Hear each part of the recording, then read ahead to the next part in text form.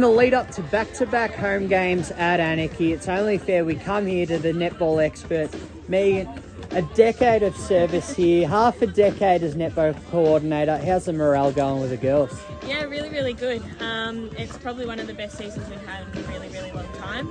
And it's all because of this guy next to me, Doug Mitchell. Well, I think you're probably the one for an introduction to our region. Doug's impression on the club and his CV when it comes to this great game.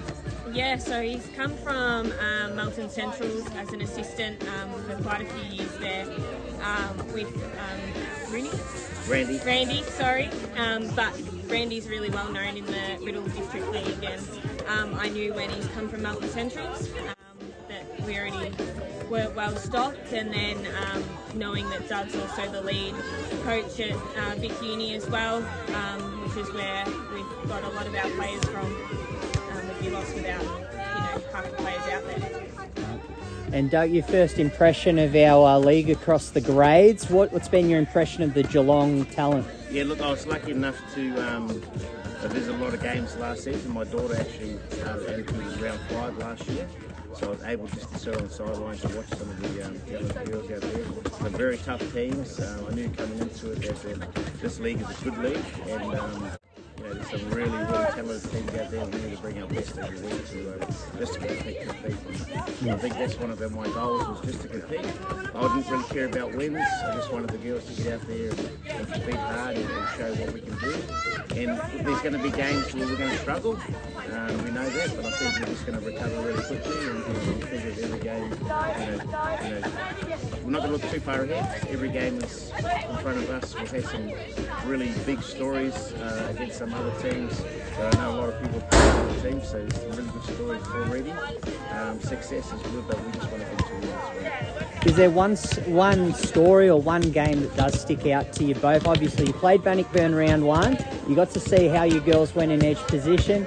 From round 2 onwards, it looked like you guys wrapped up a few wins.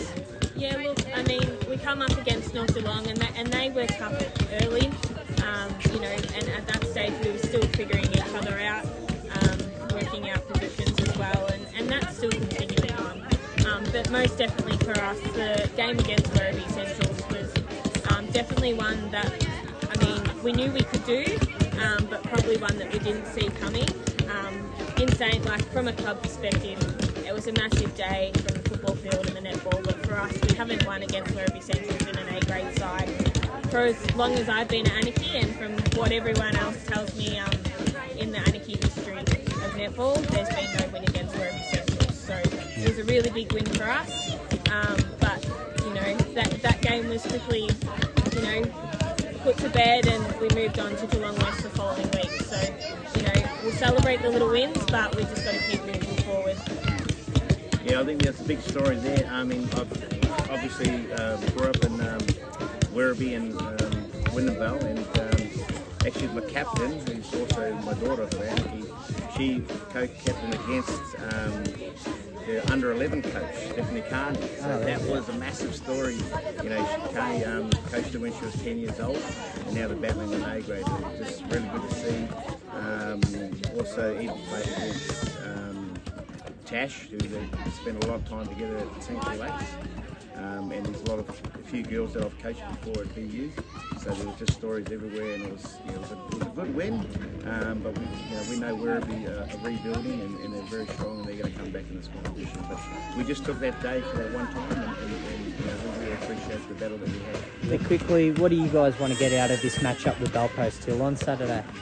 I think for us, I know personally, it'd just be making sure that we execute our systems and getting the fundamentals right, especially leading into next week against East Geelong. And we know that's going to be a challenge, but something that I believe that the group are really ready for. But don't get me wrong, Belpost Hill is still going to be a challenge for us on Saturday. They're coming off a win against Geelong West, which is really good for them. So don't get me wrong, yes, they've only had one win, but, in this league, I've noticed, it doesn't matter whether it's on the netball court or in the football field, a result has been different every week to what you've expected. So we're not going to just put this game to bed already. We're going to come out firing as if it's the top team. Yeah, look, I expect us to, start fresh every week. I think the results of the past doesn't matter to us. We turn up every game expecting to perform well. We've got a lot of young girls in the team. We've got a few injury concerns this week, but we're going to put that aside. We're going to move up some people that are going to do the job. We've got to show respect to the goalpost. We've got to respect every team in this competition. We can't expect to walk out there and win, so we've got to put the hard work into the first every 15 minutes.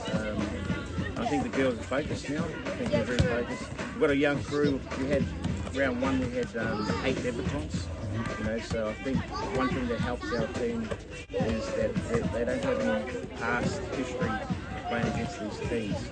So we just go to try to play good netball, try to play clean netball, and bring the energy of defence, and see if we can turn the ball over and score. Well, we wish you guys all the best this Saturday. Thank you. Thank you.